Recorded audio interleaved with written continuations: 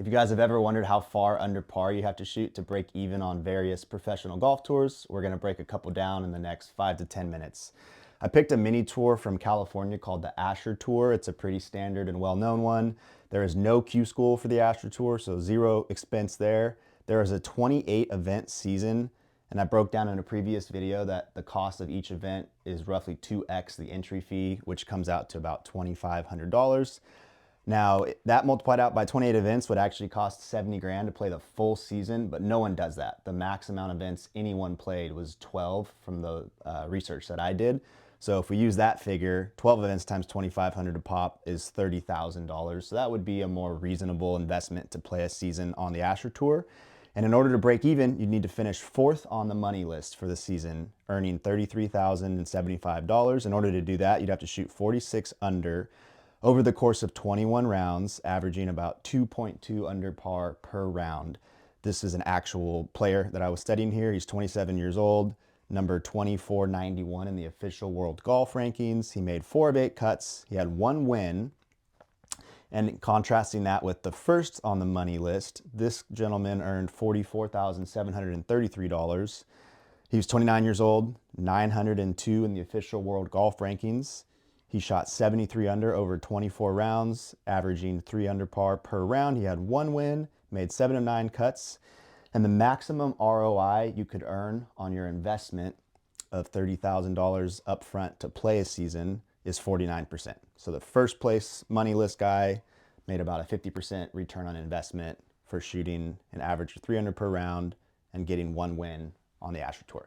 Moving on to PGA Tour Americas, which is a tier 3 professional golf tour that's a part of the PGA Tour umbrella. Asher Tour and other mini tours are not, so you get no official world golf ranking points for participation in them. You're just trying to earn money and sharpen your game and get practice, basically. But now we're on a world ranked tour, which does promote the top 10 players to the Korn Ferry Tour from the money list at the end of the season. Korn Ferry Tour promotes to PGA, so that's the tier 3, tier 2, and then PGA Tour is tier 1. Now there's a Q school of $4,500 expense to get on PGA Tour Americas. It's 1 stage, 4 rounds. I broke down in a previous video, which you can find on my channel, the figures to get to that number. It's a 16 event season. So if you played all 16 events, you would spend you'd spend 55.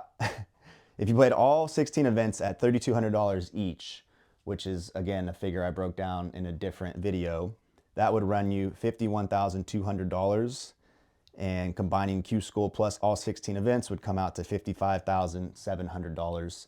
Something interesting to note is that the Q School actually happens after the first 6 events take place down in South America. So this isn't exactly how it would work, but to get to the main point of the video here, that's not really relevant right now. To finish 15th on the money list to break even from that initial investment, the gentleman shot 87 under over the course of 51 rounds, averaging 1.7 under par per round. And for PGA Tour Americas, I actually did the math of the course rating and slope, which is the difficulty of the course, for all of the events in the 2024 season.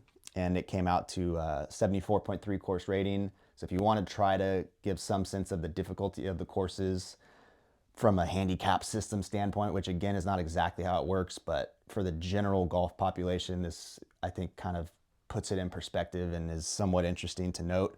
Factoring in the course rating of 2.3 over par per round, this gentleman actually shot more like 4 under per round from what a regular difficulty golf course, or 4 under scratch golf per day. If that made any sense. And he's 32 years old, has been a pro for 11 years. He's 715 in the official world golf rankings. He made 11 of 16 cuts and had a T2, T3, and T6 as his top finishes. So he played very well just to break even after going through Q School and playing a full season of 16. He played all 16 events on PGA Tour Americas. First place on the money list gets a little more exciting. He earned $161,000 roughly. This gentleman just turned pro, 24 years old, first year as a pro. He's 159th in the official world golf rankings. Now, these are the current official world golf rankings, so he was not necessarily that high during the time he was playing on PGA Tour Americas last year, because now he's obviously been promoted to the Korn Ferry Tour, and that's probably boosting his ranking. He shot 172 under over the course of 39 rounds, which came out to 4.4 under par per round, or 6.7 under scratch golf equivalent, give or take. He made all 10 cuts. He had 8 top fives. He only shot above 69 4 times. So out of 39 rounds, 35 of them were 69 or lower, and the others were 70 and 71. So he balled out. And the maximum ROI, so he invested, let's say, $55,700. I don't know if he played Q School or exactly how he got on tour. The ROI would be 190% to get up to that 161K return. So we're getting a little warmer on the potential upside. Now on the Korn Ferry Tour is where it gets more exciting. It's a 4-stage Q School. I broke down the cost of that in another video. It's variable depending on how far you have to travel to the stages and whether or not you use a caddy. Ballpark estimate, 15 grand for those 4 stages. This figure of $4,000 per tournament is coming from one of my best friends who played a full season on the Korn Ferry Tour. Now, I saw another Korn Ferry Tour player quote a tournament just recently, like a week ago, and he said he spent about $5,800, but by his own admission, he spent a little more on food and flight than you necessarily needed to be more comfortable and enjoy the experience. So it can range. My buddy told me 4K was fairly average, and it also depends on how much you have to pay your caddy for bonuses depending on if you win. So totally impossible to slap a completely accurate number there, but for the purposes of this video, I went low side. 26 events times 4,000 per event, 104,000 total, plus the 15K Q School, so $119,000 investment to play all 26 events on the Korn Ferry Tour. It's definitely more than that, but we'll just go with that for this video. To break even, you needed to finish 81st on the money list. That gentleman earned $120,000 roughly. He was 27 years old. He's been a professional for 5 years. His official world golf ranking is 569. So marginally better than the break-even guy on PGA Tour Americas at 715, but not a whole lot different. He shot 127 under over the course of 70 rounds, which averaged out to 1.8 under par per round. He made 16 of 25 cuts and only had 1 top 10. So it's really interesting how, the guy that broke even on PGA Tour Americas had almost 3 top 5s. He had 2nd, 3rd, and 6th. And this guy, he missed 9 cuts, barely more than, half the cuts made, and only had 1 top 10, and he was able to earn 120K. So he made, more than double what the break-even point guy made. So the quality of golf was not all that different, but obviously being on a higher ranked tour, the money is better. Now, first place on the money list for the Korn Ferry Tour, this guy made a good living. 27 years old, 5 years as a pro. He is now currently 58th in the official world golf rankings, but again, that's because he's on the PGA Tour now because he won the Korn Ferry Tour last year. So that changes things dramatically. He was not number 58 in the world when he was playing this full season. He shot 255 under over the course of 92 rounds, averaging out to 2.8 under par per round. He made 21 of 25 cuts, but he had 3 wins on the Korn Ferry Tour, which is massive, and he had 9 top 10s. And his ROI on the initial investment of 120K was 741%. So we really escalated from playing a mini tour where even if you win the whole tour, you're getting 50% ROI. PGA Tour Americas, if you win the whole tour, you're getting closer to 200% ROI. Korn Ferry Tour, if you win the whole thing, 750% ROI.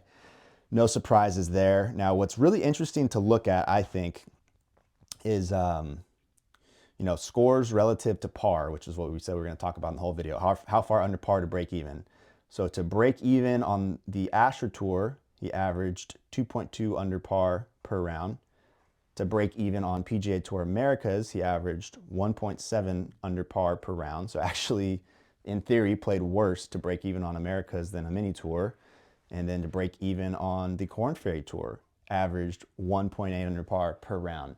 Now, course difficulty factors into this.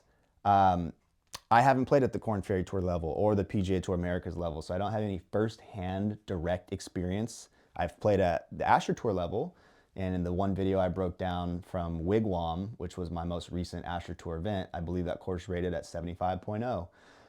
So that, you're not going to beat that by very much on either of these tours. In fact, the average course rating of PGA Tour Americas in 2024 was a 74.3.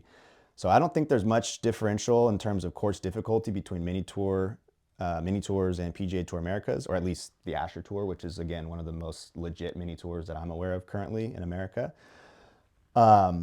And then I don't know, it would take me quite some time to figure out the course rating averages on the Korn Ferry Tour, and it's somewhat like trivial to do anyway because the way they set courses up for tournaments is way different, and there's no way to factor that into the course ratings. But the pins, the speed of the greens, the length of the rough, they sometimes move tee boxes further back or further up, so it's kind of useless to try to look up the course rating. But it's probably a little more difficult on the Korn Ferry Tour, I would assume.